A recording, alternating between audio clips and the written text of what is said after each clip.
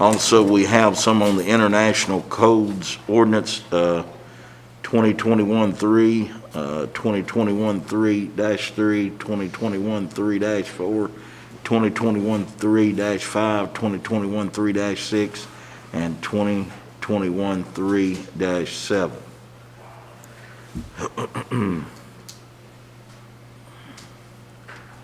So the second reading on ordinance 2021-3-1, rezoning the Crowder property. Is there anyone here to speak on the rezoning? All right. The second reading on the international codes ordinance.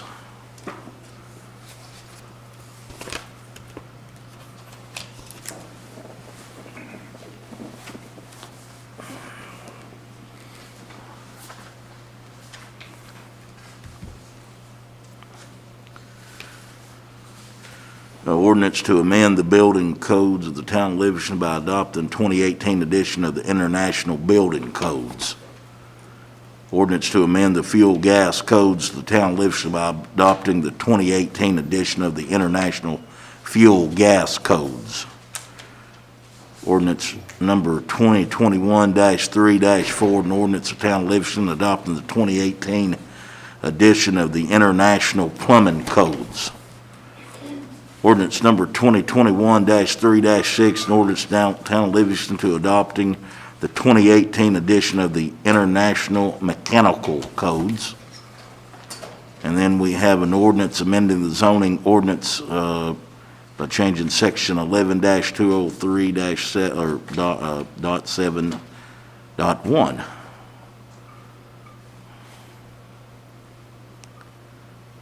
Amend the changes of the following general provisions of 11-203, required parking spaces by use.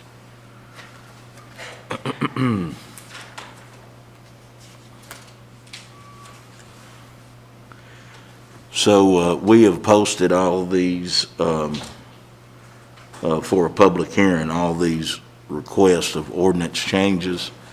We put them in the public papers. I don't see anyone here in objection to the changes.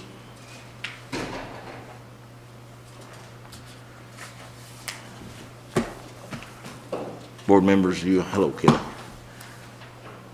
Any comments on any of the rezoning or the international code ordinances?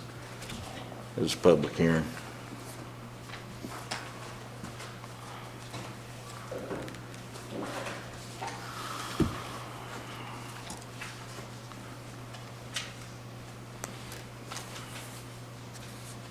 I have a quick question. Do we just have to re-adopt these every so many years? Yes. On the international codes, yes. Okay. We was in the 2012s and actually probably should have already had it done, but Christian had worked on it. We sit down with all the department heads, that way everybody's on the same page, so. Okay. Were there any significant, I scanned through it, because there's a lot of information. Christian, you want to talk? Are there any significant changes? Christian, can you come to the podium, please? Thank you. Are there any significant changes that are going to, really dramatically affect our? On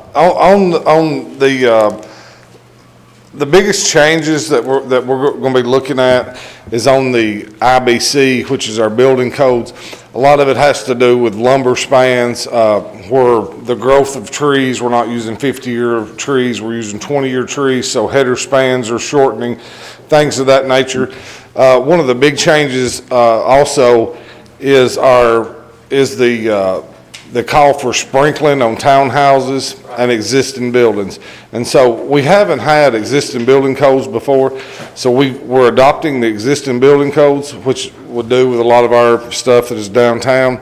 And so it would require sprinklers on these zero lot lines, so that will be the biggest changes that we will notice in town is people having to sprinkler when they're doing townhouses or these zero lot line buildings. The sprinkling is only required under certain scenarios, the way I understand it. I'm in a civilian cookbook, and they have have, you know, depending on how close they are and how many levels, right? That's exactly right. There is ways to still, accommodate that fire code with meeting the requirements of drywall with 2-hour ratings and things of this nature. So that option is in there, but in some cases, it is definitely required. So that'll be the biggest thing that I can see that'll affect people here. Are there any existing, I mean, it would only apply to new construction or remodel, right? Exactly. Okay. Thanks. Thank you, ma'am. Yes, sir.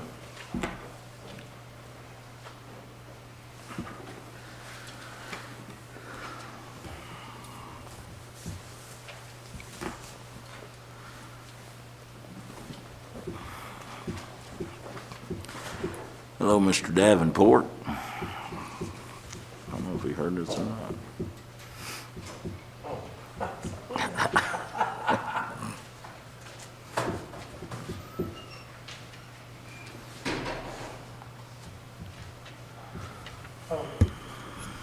We got a little bit more time. Yeah, sure.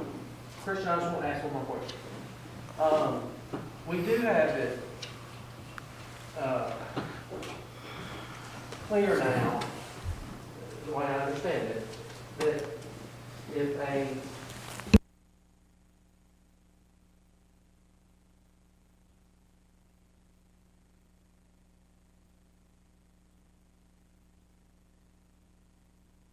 where Push your button down, Christian, please. We have in place now where all of the department heads, as a committee, we sit down and everybody reviews the plans as it pertains to their area. Yeah, so as of now, you will receive a stamped set of drawings from the city of Livingston with the initials on it after the review. So And- it'll prevent issues that we've been made aware of recently, that after the fact, if you find something, you know, should have been caught when you reviewed them.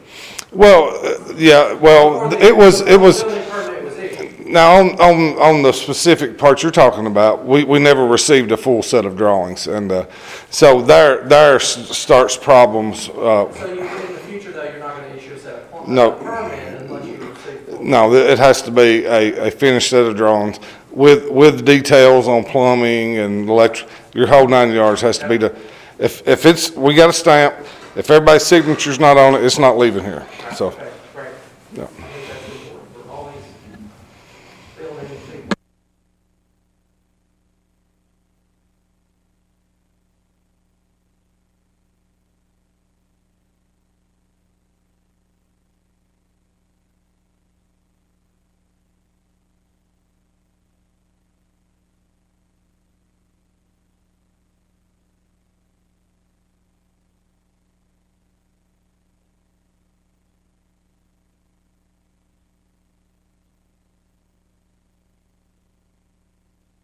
Okay, it's time to get we're going to close the public hearing. It's time to start our monthly meeting. I'll call the meeting to order, and if you would, please stand for prayer. Remain standing for the Pledge of Allegiance. Dear gracious Heavenly Father, we thank you. Thank you for allowing us once again to come together. Lord, we pray that the decisions we make are all in accordance with thy will, Lord, and we pray that you give us the knowledge and the wisdom to move our community forward. Lord, we're thankful for the doctors and the scientists that has got this COVID vaccine in order and are able to distribute it out to the general public as they see fit. Lord, we ask you to put thy hand around the sick, and especially the ones that we know that you restored them back to their much wanted health, Lord, if it be thy will. We ask you to always be with us, guide us, forgive us of our sins. In Christ's name we pray. Amen. Chief Etheridge, you lead us in the Pledge of Allegiance, please.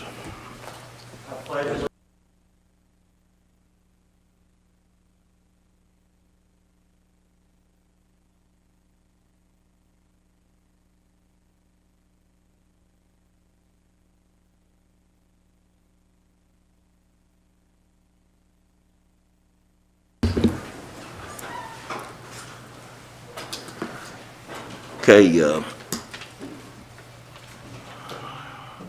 roll call, Ms. Phyllis. Alderman Clough.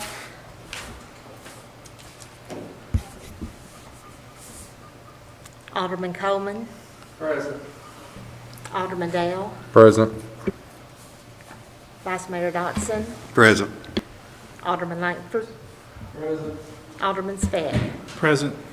All present except one. All present, one absent.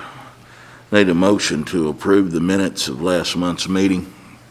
So move. Motion made by Alderman Rex Dale. Is there a second? Second. Second by Alderman Coleman. Any discussion? All for the motion, let it know by saying aye. Aye. All opposed, like sign. Motion pass. Additions or deletions to the agenda. I have 2 items to add. Item number 1, which would be number 6, would be illuminated street signs bids that we just got in today, advertised it and got it in today. Item number 2 is a report from John Meadows.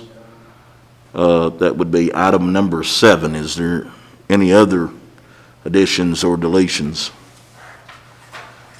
Hearing none, I need a motion to accept those 2 to be added as items 6 and 7 under new business. So moved. Motion made by Alderman Chris Speck, Second. second by Vice Mayor Ken Dotson. Any discussion?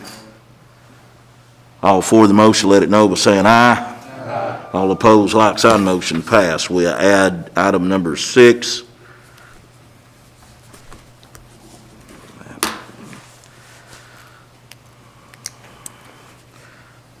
Item number 6 will be the illuminated signs. Actually, I think Ray Evans is, we can add that as number 6, but I believe Mr. Ray Evans will have that in his report. But we will add that out under downtown in case he does. Okay. Thank you, Ray. Item number 7 will be the police report from Mr. John Meadows. All right. Thank you.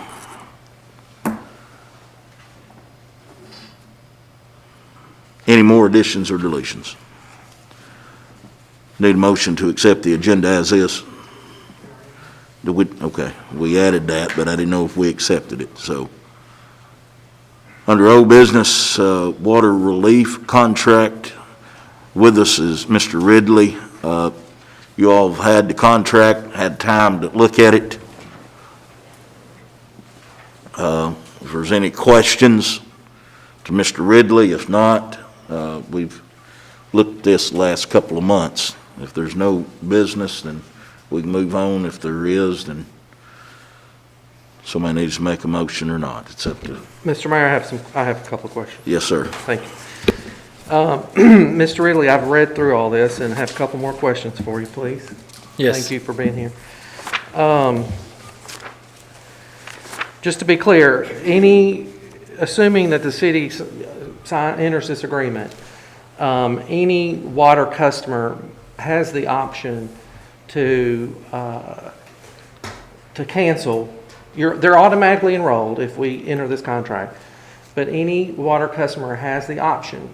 Is it written notice, or can they just make a phone call to opt out? Right. That's correct, Alderman Coleman. They can opt out at any time. They call our toll-free number. Oh, they call and you? They just tell us that the Okay. toll-free number, go out in the flyer. They just let us know they want out of the program, All right. and we take them out. Okay, great, thanks.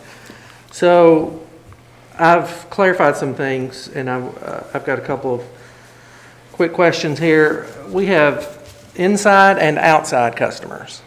So City of Livingston customers, and then those that are out in the county, right, that the different different utility districts manage. Does this contract apply only to the inside customer counts? It applies to all of your customers, and No, but is that all city customers, or is that all, because we can't really engage in a contract that charges a water utility district's customer this, right? I mean, No, sir. It's only the customers that are in your utility district under your jurisdiction, the ones you send bills to. So that's what we call our inside customers. Okay. Okay, so all those figures are very different than what, go ahead. You're talking about inside the city limits or inside our utility district? So when we're. That's what I'm trying to clarify. When we're talking about inside, we're talking about inside the city limits. There's two water rates. There's a rate for inside the corporate limits. Okay, And there's a right. rate for outside the corporate limits. Got that. Okay? Now, there's also a rate for our utility districts that purchase water from us, whether that be North Overton or that be West Overton. Okay? That's a utility district. That would have absolutely nothing to do with this. Okay, Zero. so, all right, so with that in mind, because the way I understand it, we have roughly 1,650 inside customers and 2,575 outside, regular water customers. So this contract's going to apply to both of those groups, correct? That's correct. That's correct. Okay, so with that in mind then, it's 62,000. Hold on, just bear with me just a second, plus 68,000. Because I was breaking them up in inside and outside. I was a little confused on that. So it's about $132,000 a year that you're going to generate in revenue, assuming that every one of our inside, outside customers stays in the program. That's correct. Okay. Somewhere in that ballpark. And our average lost revenue is around 60,000, correct? Okay, so if we average another 60,000 in lost revenue, assuming that all the criteria is met in terms of what you're going to pay back, right? Am I on the right track so far? Well, I'm not sure if you're taking the water rate, which includes the 30 cents that the city's keeping as an administration That's fee. a separate, oh no, that's separate. Okay. And also, I did go back and I sent an email to the mayor and looked at the numbers provided to me by the city. And in the last year, between June of 19 and June of 20, the city wrote off $90,431 in losses. And the year before that, it was $68,000 in losses, and the year before that was $71,000. At that time, the city did not have any kind of program in place.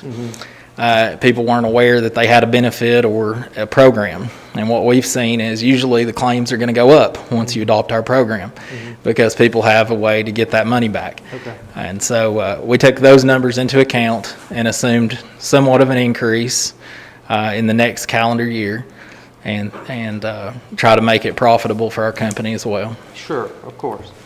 So what I did is I applied the numbers, okay, for each category, whether it's residential, commercial, industrial. Your rate of $2.15, Yes, sir. but I thought at the last meeting you said it was $2.45. That $2.45 includes the 30-cent Okay. administration fees. Right, okay. Yeah, that's right. So at the $2.15, I'm still right, it's 130,000 roughly. Sure. That you're going to generate, but the 30 cent, you're basically going to pay the city, right? Well, actually, you'll collect the bill, and the city will keep that 30 Keep that, cents. which is That's about 17 grand for the administration side of it. That's correct. Okay, all right. Okay, I'm clear on all that. Now, in your contract, one thing I'm interested in knowing, it's a 2-year term. That's correct. Now, We're so- promising to lock that rate for you, so even if your claims are much higher in the next year or 6 months, we're not going to increase the rate. Yeah, because on page 9, it says that you do have that opportunity to do that under assignment and amendment. So that's why I was curious if you're locking that rate for 2 years.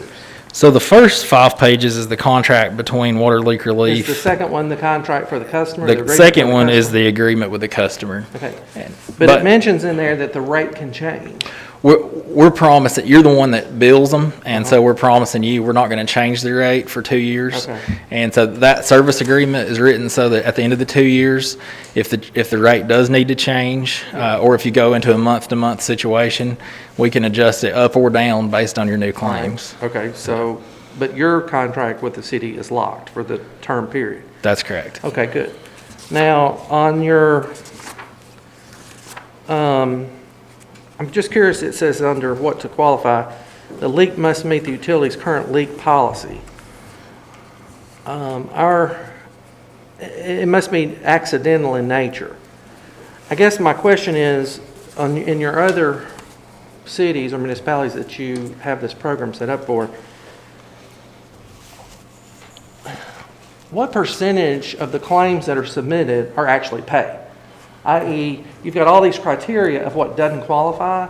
So I'm just curious, if we have 100 claims in 1 year, or 50, is the highest percentage of those generally paid, or do you have a statistic on that? I don't have that statistic. I can tell you we pay almost all claims that come in as long as they meet the terms and conditions. And That's so, what I'm concerned about, is the terms and conditions. And so, an example of a claim that would not be paid, the bill has to be 200% of your bill. So if your normal bill is $50, your bill has to be at least $101 before we'll pay the claim.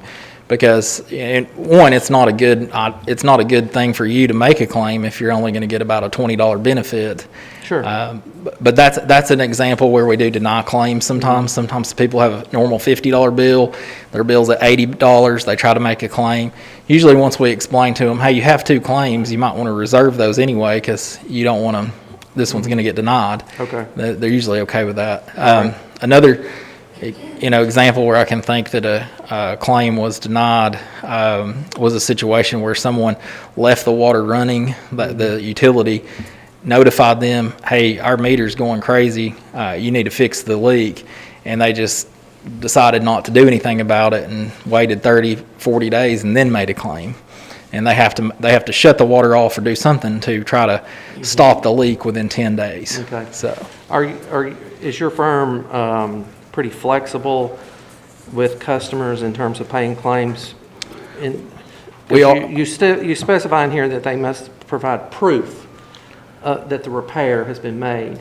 So I guess I'm just making sure that, sometimes insurance is really hard to get a claim paid. I'm just trying to gauge that, right? Yes, sir. So is that difficult for a customer to do, is to provide proof that it's been repaired? we work directly with the utility, so Plateau Insurance handles the claims. They'll work directly with the city of Livingston, and they may ask, for the customer to send them an email or something that says, look, So we've if our water corrected department it. goes out and verifies it's been paid, you're not going to turn it down based on that? That's correct. That'll Okay. be it. All right, good. All right, I think that's And a all I lot of have. times that's what happens is the water department says there's no longer a leak over there, everything's okay, and then we process the claim and we pay the money directly to the city, not to the customer. Right. And then the city credits the Okay. bill. Okay. And in previous launches with other municipalities, how does that process work in terms of notifying the customers of this program? Just what kind of PR methods are used that are?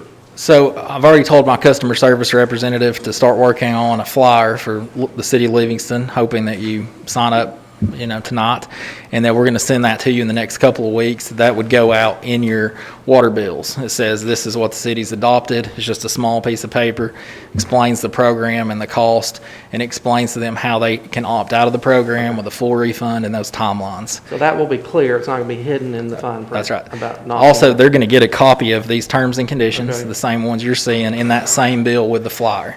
That's the only time the city really has any work to do because they're going to be sending that information out to those customers in that period. Okay. The contract contemplates a July 1st start date, so your Right. customers will have until August the 1st to opt out with a full refund for whatever they were charged in July. And then after August the 1st, they can still opt out at any time, and we'll stop billing them from that Okay. point forward. All right, thank you very much. I appreciate Sure. your information. I guess I had expressed a great deal of skepticism in the last meeting or two about this. However, after I've thoroughly investigated it and read through it, and I've spoken to a city council member who's a really good friend of mine in Crossville, Scott Shanks, who is an advocate for it, and based upon the fact that our customers can opt out at any time, my opinions change, and I do support this. Thank you. Thank you, Mayor. I got one more question for you, Mr. Ridley. It says maximum benefit limit is 2,000 per incident. Is that 2,000 per leak? Because I know we talked about last time splitting the bill between months. That's $2,000 per claim, so, and they get 2 claims a year, and even if it rolls over into a second billing period, we'll still, so if the one bill was $500 and the next bill was $300 because of that same leak, we'll only call that one claim. They still have a second claim, and then after the 12-month period, they get 2 new claims. So they actually get 2 claims every 12-month period, so. One other thing, and also based upon the fact that the state will not allow the city of Livingston or a municipality to have this program independent. We have to have a third party. So that was the other reason.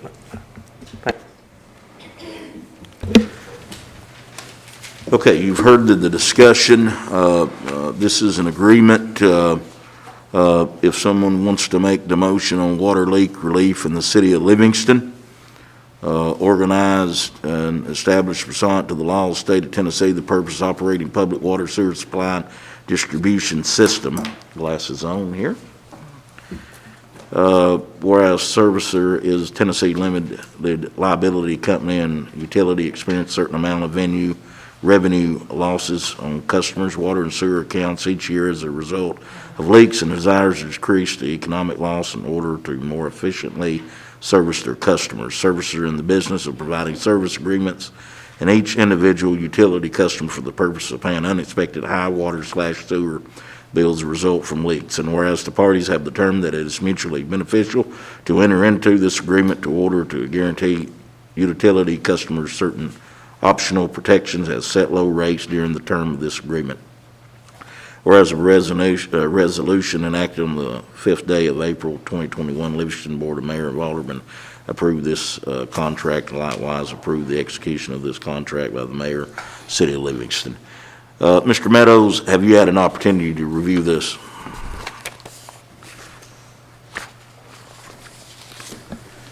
I have, and I don't have any issues with the legality or the form of the contract. And as Mr. Coleman had pointed out previously, pursuant to state law, there is no statutory authority for the city of Livingston, the municipality itself, to raise the rates of current customers in order to offset any potential loss in the future. So actually, without entering into this program, the only option that the town would have in order to recoup those funds would be requiring the customers to actually pay for it as opposed to forgiving them as they have in the future. So I approve of the contract.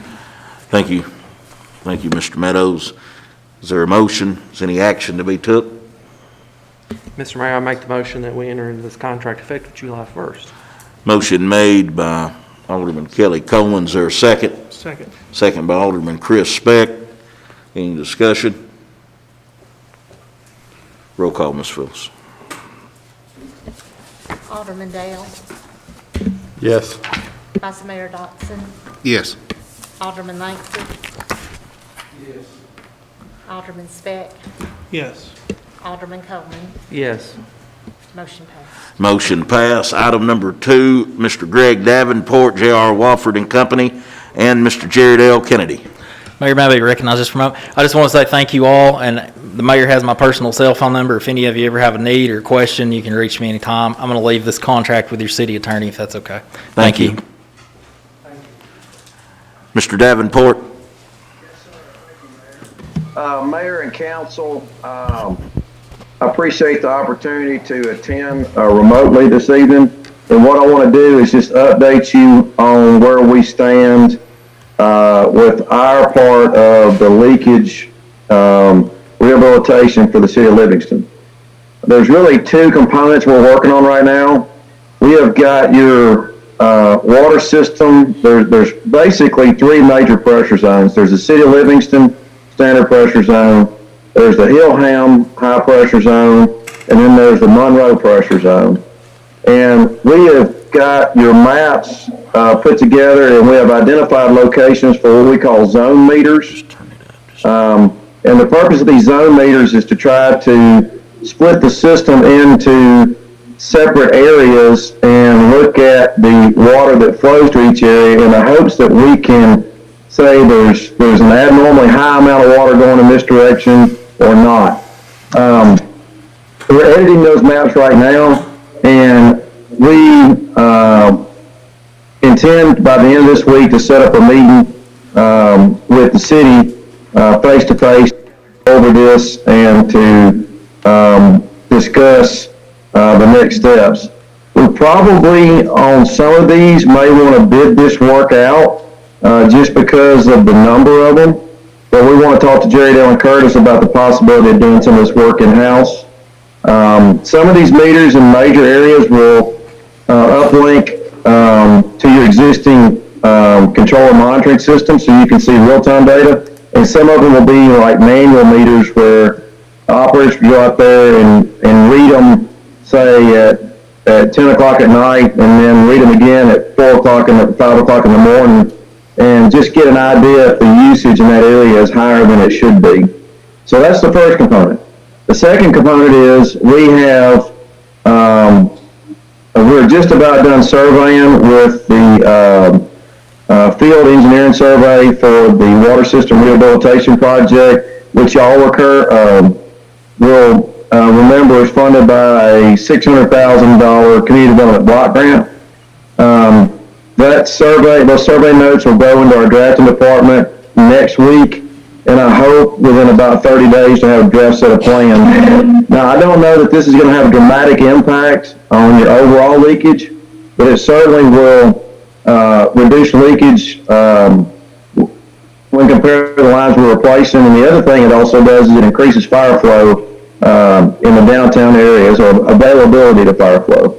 So those are my two items I had to report tonight. Thank you. Thank you, Mr. Davenport. Before you get started, Jerry, is there any questions for Mr. Davenport? Okay, go ahead, Jerry. I think that what Greg's come up there with the zone meters is a great idea. The leaks that we've been getting in have cut way back. Like right now, we've got like 3 leaks on the board, and I just got a phone call. We had another one come in tonight. So they've cut way back in the last 7-8 months. So I think we're getting it going in the right direction. Any questions for Mr. Kennedy? Jerry, what do you attribute the reduction in the leaks over the last 6 or 7 months to? The calls have slowed down. It's that simple. I don't know exactly what's caused them. I mean, we've been working it all the time, get them to cut back. They've slowed down. Have you also been discovering more on your own as well, or just working the calls, or? Just mainly working the calls. That's all we've had time to do, really. I mean, we've been so busy on fixing what we had. Sure. Thank you, Jerry. Yes, sir. Thank you, Mr. Davenport. Both of you can stay, or you're free to be dismissed. Thank you, counselors. Thank you. All right, item number 3 is the second reading on ordinance 2021-3-1. That's the rezoning of the Crowder property. It passed Planning Commission, also passed the first reading here, had a public hearing. No one come to object against the public, with the public hearing, so need a motion to approve. Motion to approve. Motion made by Vice Mayor Ken Dodson. Second. Second by Alderman Rex Dale. Any discussion? All for the motion, let it know by saying aye. Aye. All opposed, like sign. Motion passed. Item number 4, under old business, second reading on the international codes ordinance. Again, we had a public hearing on this as well. This is to amend the building codes of the town of Livingston by adopting the 2018 edition of the International Building Codes. That would be 2021-3-2. Also ordinance 2021-3-3 in order to amend the fuel gas code of the town of Livingston by adopting the 2018 edition of the International Fuel Gas Code. Also 2021-3-4 International Plumbing Code, and the 2021-3 2021-3-5 is the International Existing Building Codes. 2021-3-6 is the 2018 edition of the International Mechanical Code. 2021-3-7 is the Residential Code of Town of Livingston by adopting the 2018 edition of International Residential Codes.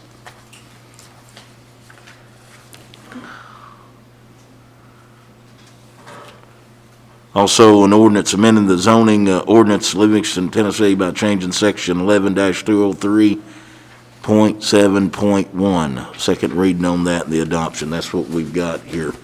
Any questions? I think you had already asked, but can certainly do it again.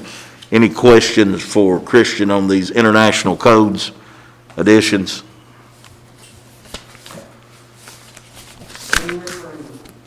All right, so motion made by Alderman Langford. Is there a second? To approve these? Second by Alderman Dale. Any discussion? All for the motion, let it know by saying aye. Aye. All opposed, like sign. Motion pass. Item number 1 under new business, downtown revitalization, Mr. Ray Evans. Mayor, I have 6 items for the Board of Mayor and Aldermen tonight, and I think Shannon Cantrell has an additional item regarding our mural program. So the first item that I would bring to you is our safety rail that has recently been installed on North Church Street. I hope all of y'all have had the opportunity to observe that. We've had some really, really good feedback.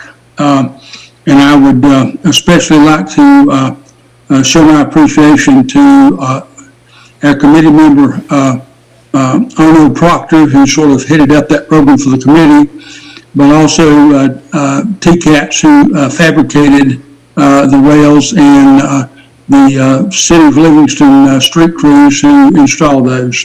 We've received just extraordinarily good comments about those new safety rails. Second item is our sidewalk project, our TDOT multimodal access grant sidewalk project on East Broad and East Main. We have completed, or our consultants have completed the construction plans for those 2 roadways, and we'll be submitting those to TDOT this week for final approval. I would anticipate that somewhere late June, early July, we would be in a position to be bidding those projects moving forward. Next project is our courthouse project, also a TDOT Transportation Alternatives Program project. We have executed our contract with Lowe's Design, and in the next few days, they will be having their survey crews there, beginning to survey elements of the project and then proceeding forward with that as well. Last meeting, you all approved expending some funds for a new facade improvement grant program. We will be putting out the specifics of that program this week, as well as an application process. Recall that we anticipate no more than 2 grants and a value of $12,500 to be matched by the property owners' funds in an equal amount. But we will be proceeding with that this week. We will be something that we've had on our radar screen for some time that Chief Etheridge reminded us this week about, and that is the completion of the security fencing at Central Park. Recall that behind the grandstand, the amphitheater, we don't have security fencing. We have fencing all around the park, but not behind the performance stage. And fortunately, we have fencing in inventory that was left over from Central Park. And so I will be getting with the mayor later this week and the city crews and delineating where that new security fencing needs to go prior to our Live in Livingston performances later on this year. Lastly, recall that you approved a program for LED street name markers for all of the signalized intersections around the square at your last meeting, and authorized the mayor to proceed with bidding those. He has done so. We received 2 bids, both of which are frankly below, or at or below what I anticipated the amounts to be. But we would recommend tonight, and by the way, this is this is previously item number 6 on the agenda, moving up to item number 1. We would recommend an award to Temple Incorporated of Decatur, Alabama, in the amount of $15,404. And I would, again, would recommend the Board of Mayor and Aldermen to approve that amount. Thank you. Thank you, Ray. Any questions for Mr. Evans? I have a question, Ray. Back to the safety rails. I also applaud the efforts that y'all have made and thank the TCAP for their help. I noticed that on the west side of Church, that railing right there in front of the VFW, no, it's not the VFW, what's that building? The American Legion? Yeah. Yeah, okay, so the VFW building. That particular rail on that side, it would be great if it could be replaced with exactly a copy of what you've done on the old Bruce Meyer side, that side, right? You with me? Are y'all with me? Hey, Ray, can you hear Kelly? I don't think. Mayor, he was reverberating. Could you repeat what he had said? Yeah, and he just, Because it doesn't have a mid-rail. yeah, so the railing on the opposite side there of Church Street, where the new railing went in, if we could consider looking at changing perhaps that rail out to what we've got now, because there, according to what Kelly is saying, there's not a mid-rail. Is that correct, Kelly? That is correct. So it does not meet ADA. So we're referring to the side where the VFW is now? That's correct. Sure. Well, so the reason that we emphasize the side that we just replaced is that rail was falling apart. It was in terrible shape. It was unsafe, and it did not extend nearly as far as it needed to. So that's why we emphasized the side that we did. Certainly, we could take a look at the opposite side of North Church and see if we can make improvements there as well. Thank you. Does anyone have a motion to accept the low bid as, and we did advertise it for bid to come in at Temple Incorporated at $15,404. That will be for the illuminated signs on the square, all the street signs at the traffic lights. Is there a motion? Motion approved. Motion made by Vice Mayor Ken Dodson. Is there a second by Alderman Kelly Coleman? Any discussion? We do the install. No, they will, yeah. Well, them and, yes, it's be a together. And the electricity's already there. Yes, it is, yeah, absolutely. Got a motion and second. Any more discussion? Roll call vote, Ms. Phillips. Alderman Coleman, Yes. Alderman Dale, Yes. Vice Mayor Dotson, Yes. Alderman Langford, Alderman Speck, Yes. motion passed. Motion passed. Other business, Mr. Evans? No, sir, I would yield any additional time to Mrs. Cancel to talk about the mural program. Thank you.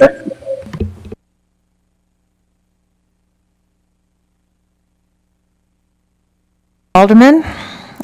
We have got a few things to go over and get your approval on for the mural project. First of all, in your packets, you'll see some liability insurance on the muralist who's going to be handling this, along with a business license for him as well. We've had John Meadows draw up a contract between the muralist, business owner, and of course the city of Livingston. So I think y'all have probably had an opportunity to look over that. Need to make sure there's not any questions about that, and that looks good.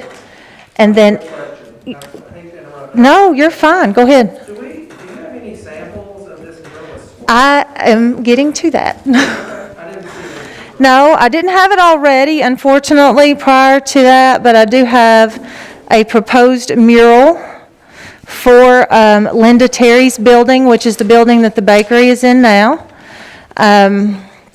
We didn't get final approval from her until Friday on this design, so that's why it wasn't in your packet. So there are 2 sheets to this. There's the proposed mural. The second page is actually a mural that Manuel Fuentes has done before. Manuel is with us tonight. He wanted to come and meet y'all, and I wanted y'all to give the opportunity to meet him as well. This is Manny Fuentes. He's from Salina. I'll start over here if you'll. Thank you. But we've been working with Linda on this design for the last couple weeks, and finally got it to a point to where she was very happy with the results.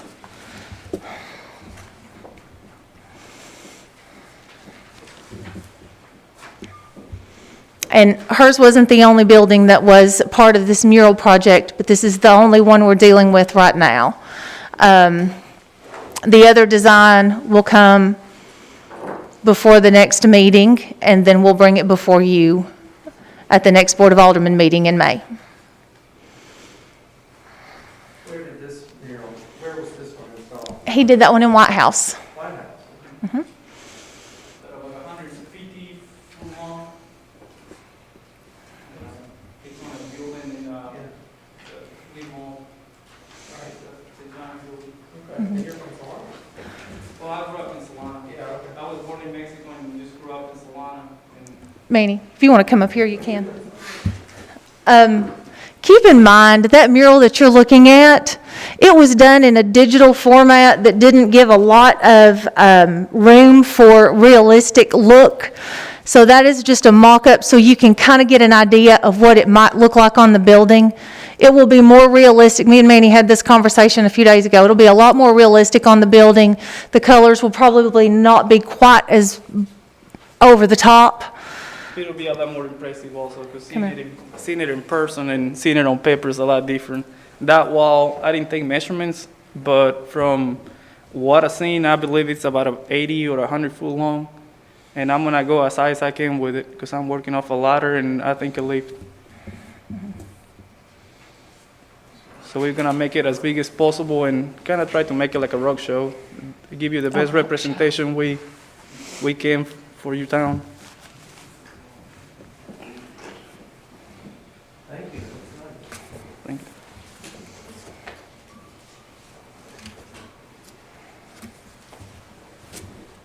you. Any other business? I know we just need to, We need some kind of action. yeah, we're going to have to approve the contract. I was going to go with John Meadows. John, obviously, Can I ask about a question? yes, I'm sorry. No problem. When do you anticipate this work beginning and completing? I'll start it here in a few days, probably 3 to 4 days. I'm working on a project for a radio station in Nashville. So as soon as I get done the project I have with the radio station, I'm painting the background for their stage. So as soon as I get done with that, I'll have maybe 3-4 days left on that. As soon as I get done with that, I'll be ready to start. And each mural will take me from 2 weeks to 2.5 weeks, somewhere in there. It's kind of hard to tell, the weather and a lot of things play a role with it. Also mostly the weather. If I don't get no rain and stuff, I'll be able to work a lot faster and, things of that nature. Yes. Shannon, one thing that I did read in your criteria and in the, kind of the rules, whatever, Yes. that I'm impressed by is the requirement that the mural must be maintained over the years, because if it's, if there's no maintenance on it, we all know what's going to happen. We know it's going to happen. So Correct. I was glad that y'all have that in there. What do you finish it? Do you come back on top of, once you've completed it and it dries, with any kind of protective coat on at the end? I'm just curious. Yeah. I'll shoot. Depends on what type of paint I'm using. Most of the paint I use is very high in quality and expensive paint, but it's just for murals. I work with a lot of spray cans. So this paint is made in Germany, and this is what it's made for. It's made to go on buildings and metal or just about anything. I paint a lot of wooden bats with it and just about everything, and it holds pretty good. It'll definitely last more than your usual paint. Yeah. Okay. And of course, Because nothing's worse than a mural that's 5-10 years old and everything's flaking off and it looks like, Most of the reasons why that happens is because a lot of the people that paint murals, they don't really clean the walls before they do it. So you gotta make sure you scrape everything that is peeling off and everything after you lay that solid layer of paint.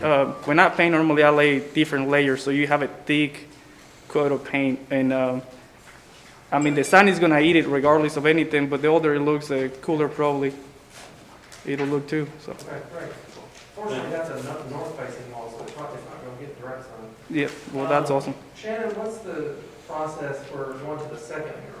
I noticed Darryl Ford has an application. Right, he does. We are working on his design currently. We don't have it completed yet. So as soon as we get a design for his, and he is happy with what he sees, we're going to involve Standing Stone in the design process as well, because I think there might be a copy of that mural, the old mural in there that says Standing Stone, 11 miles with an arrow pointing toward Allen's. He is wanting to replicate that in some form or fashion for Standing Stone, and it's just a matter of getting the design work together. Okay, so my question is really not about the design. It's, let's assume the design's approved. Is your process ready to rock and roll with the next one? If Yes. the design's ready, Yes, you're sir. ready to go? Yes, absolutely. Okay, It's thanks. all attached together on the same package. So there is a question, since we don't have that in front of us, does the council want to go ahead and approve that second one? The design's not ready. That's what I was, yeah. Yeah. So we just need a motion to approve, I think we're going to ask John to see if he had any questions about the contract. yeah, John wrote it. I don't think you have any questions about the contract, but maybe you do, John. I did. I went and met with Ms. Cantrell at her office last week, and we talked about what she had in mind and what the requirements were, and we sort of put together a contract that was, she found to be satisfactory, so, but I'll be glad to answer any questions. Thank you, John.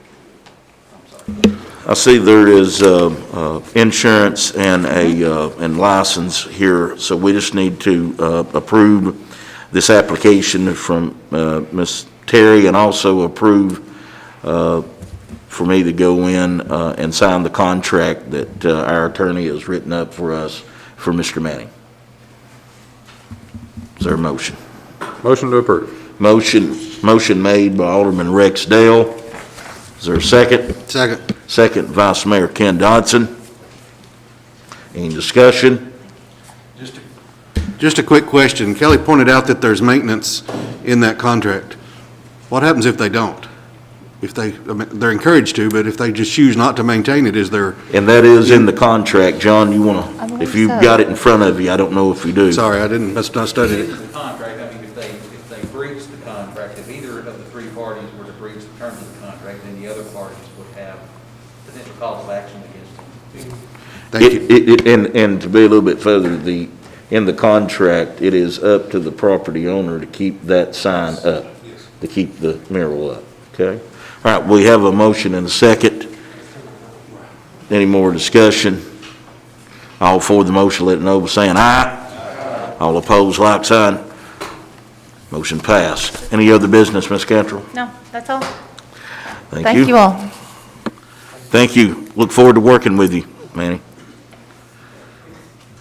Item number 2, natural gas update, Mr. Allen Linkerfeld. Good evening, Mayor, City Council, I appreciate you letting me come and give you an update tonight. Last time I was here, it's the first week of October. The outlook going into this past winter didn't look so well as far as pricing. Can you push your button? Sorry about that. But I want to kind of give you some data about this last winter.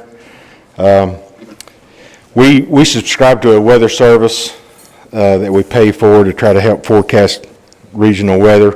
And there was a report come out March 10th that they were forecasting that this past November through March, out of 40 years nationally, was the 32nd coldest. So nationally, it wasn't as cold as it normally is. Locally, we had some pretty cool weather in December, January, and February, especially an ice storm that most everybody remembers too. But a couple of things I just wanted to point out to you. Looking back at last time we spoke, most of the gas that you purchase is about 75% of it is in the wintertime. So that's the reason I'm really focused on winter. Past winter of 1920, you were somewhere around 154,000 decatherms. This winter, you purchased around 182,000 decatherms. So that's about an 18% increase year over year. Hopefully, that translates into sales and collections for the city and make a viable winter for you and meet budget by the end of the budget year. And kind of like I mentioned, back in October, gas prices are projecting $3.80. That's a raw cost of gas before it's delivered. And you guys you've got a hedge in place that was somewhere around $3. And the good news is, looking forward into next year, the year after, we're looking at, instead of a $3.80 price, the price for the raw cost of gas is trading in between $3 and $3.70, or $2.75 and $3. So that gives you the opportunity somewhere in the future to take a look at it, and if it continues to, and the trend is getting lower. So I say that to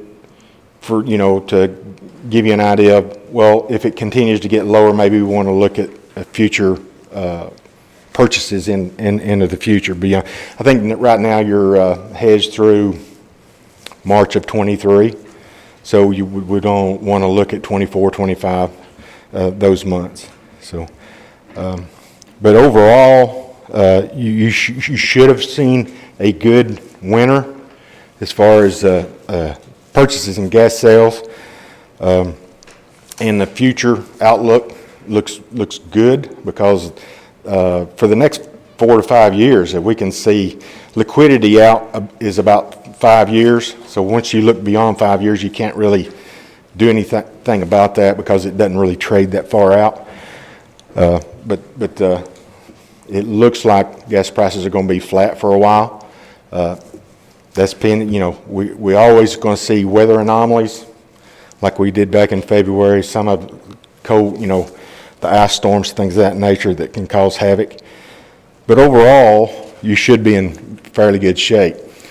Next item I'd like to touch on is one I touched on back in October, is the East Tennessee Natural Gas Pipeline Enbridge rate case was filed, and it went into effect January 1st. And you guys have been paying that. It's our understanding, and hopefully that is going to be negotiated and finalized sometime early summer. And it should be less than what they're actually collecting right now. So you should be getting a refund on that over collections by them sometime early summer, midsummer, to go back into your rate structure.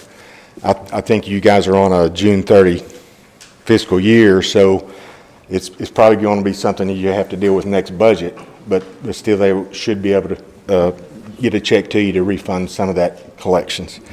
So, but overall, it looks like we're going to have an above normal summer warmth wise. You can look outside today, it was trend is going to be warmer. If we have, and it's kind of like I mentioned before, if we have hot weather in the summertime, it drives prices up because the power generators use a lot more of it. So that's kind of what drives the price up in summertime. If it's a mild summer, the prices will continue to slide down. So they are trending in a good direction, and that's kind of what I wanted to leave you with is gas prices and the futures prices are trending in the right direction to be lower. And Mayor, I'll be talking with you in the future, just to keep you abreast of if it really gets to bottom out. We need to look at trying to lock something up for 3 and 4 years out. Sure. Thank you, Alan. Is there any questions for Mr. Lickerfeld?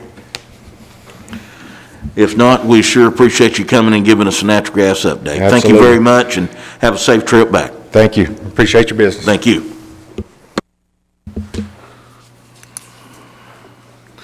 Item number 3, hire Matt Mitchell as gas department employee to replace Mr. Dylan Linder. Is there a motion? Motion approved. Motion made, Vice Mayor Ken Dotson, second by Alderman Rex Dale. Any discussion? Surely we're gonna make him sweat a little bit, ain't we? Where did Dylan Linder go? I'd just like to say that, I've known Matt since high school. He's, worked at Twin Lakes down there for 22 years. I know that for a fact, and I've been in and out there getting fuel and everything else. Twin Lakes, so they're gonna get a big loss, but I'll tell you one thing, we'll be lucky to have it. Yep, I agree. There's a motion and a second, and to answer your question, Walmart. Maintenance is what we're dealing with too. Okay, all for the motion, let it know by saying aye. Aye. All opposed, like sign. Motion passed. Welcome aboard, Mr. Mitchell. Item number 4 is ordinance on the parking space requirements. This is the first reading. It's ordinance amending the zoning ordinance in the parking space requirements recommended by the Planning Commission. Ordinance number 2021-4-1. Do I hear a motion? So moved. Motion made, Vice Mayor Ken Dodson. Is there a second? Second. Second by Alderman Chris Speck. Any discussion? Yes. What precipitated this change? Christian, can you come to the mic, please? It's 1 per 200 So square feet, right? that's what we're moving forward with. It was 1 per 50 feet. So, I mean, on a 10,000 square foot building, we'd have to have 200 parking spots. So it made no sense at all. We done the research, we looked at a ton of other places, and that is the standard is 200.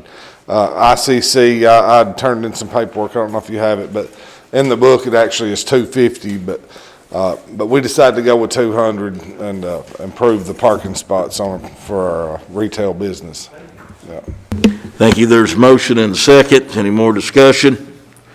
All for the motion, let it know by saying aye. Aye. All opposed, like sign. Motion passed. First reading. We'll have a second reading on, what's the date on the next one, Phyllis?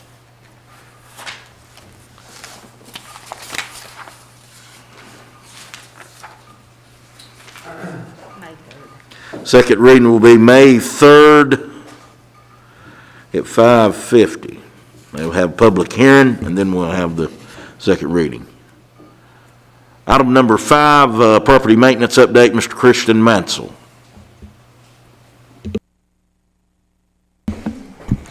Okay, this update, as of today, we have had 58 properties that have been in the miscellaneous violation. 55 of those properties are now in compliance. On the abandoned, wrecked, and dismantled inoperative vehicles, 24 have been in violation and 24 are in compliance. We actually do have 3 vehicles that are not kept up with their tags at this point, and we're working on that as well, which was probably not on your list. And then in our slum ordinance, we had 9 properties that were considered slum.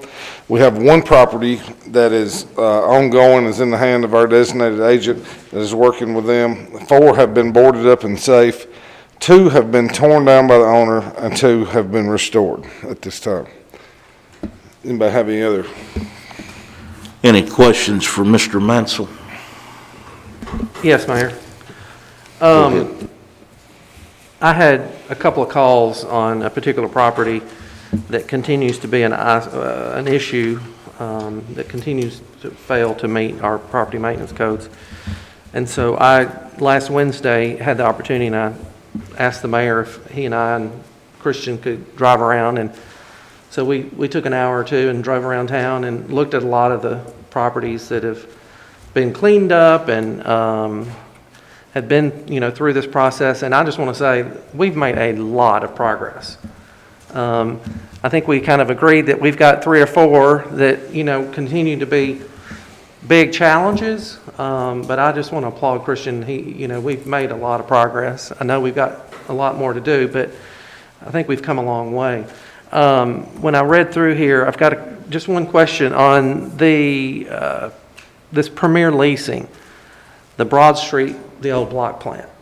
I noticed that last year we gave them an extension to August 27th, giving them time to tear down the buildings. That's just been an eyesore for years. I'm just curious, we didn't talk about that one last week, so I'm curious, what's the status of that? So LoJack still owns that property, and the owner he contacted me. So as far as tearing down the structures, that wasn't our original complaint on that property. It was the being overgrown. So recently he had a crew come in and come cut his trees again.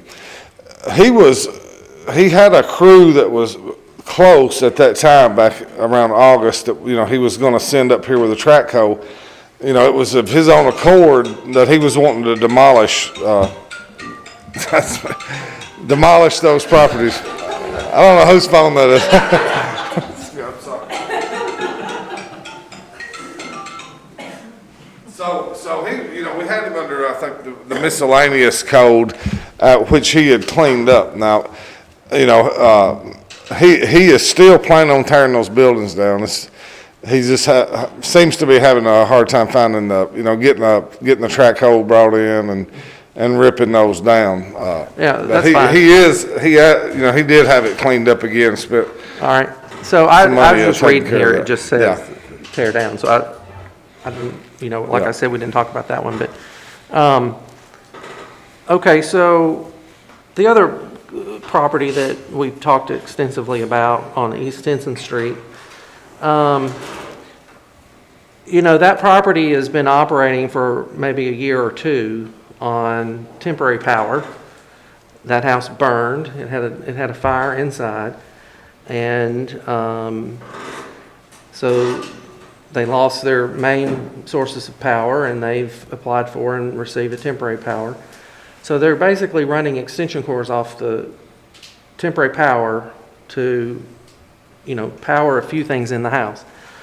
I guess, there's a whole lot more to some of these issues than may meet the eye. And I was really struck last week as we drove around and talked about some of the details on some of these properties.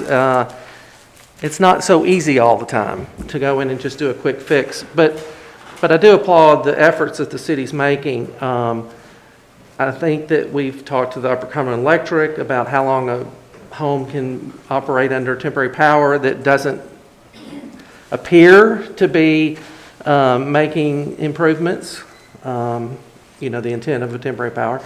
And then I think that they are considering maybe getting the fire marshal's office involved to look at that issue. So it is an issue that's being addressed. It's being discussed internally. And, I think from a public safety standpoint, that would be a big concern that we have as a city of residents living in a home that's in that condition. But there's no easy fix. I mean, they own the home and they live there. Yeah, So, you know. and to add to what you, kind of echo what you said, Christian's done a really, really good job on these property maintenance. I mean, you can hear the numbers. But unfortunately, we have got about 3 or 4 that, as we talked about, and Christian and I talked about as well, is there may be need to be some more amendments made with some stiffer enforcement on a couple of those. For the most part, when a letter goes out, and Christian sends a letter out, he hand delivers them, and a high percentage of the time, the folks take it upon themselves to clean their properties up, and there's no problem. But there's always that 1 or 2, and that's where we're at. So out of probably 200 properties, we've got 3 or 4 that's just been ongoing, and it's been a problem, and apologize for that, but we're doing everything we can, but there's going to have to be a few little amendments, I think, to the current property maintenance codes to have some stiffer penalties for not doing what you're supposed to do. And also in a couple of our circumstances, it's, you know, they're meeting our minimum guidelines to stay afloat on you know, barely. But they are meeting the guidelines. So, you know, and a couple of properties are falling into other jurisdictions, which, you know, like we have reached out to Upper Cumberland, you know, make sure that they're doing what they're supposed to do, and how are they maintaining, you know, their electric, are they satisfying the state, you know, with their obligations in that area. And so some of that research is actually being done at this time. You know, it's not left alone, you know, and even though, you know, sometimes you don't see things being done, you know, out here, there's a lot that goes on behind the scenes that, you know, and we try to use some common sense and help people as much as we can, but then there's, you know, a few that, you know, it's going to have to go just a little bit further than what we've done, and that's what we're working on.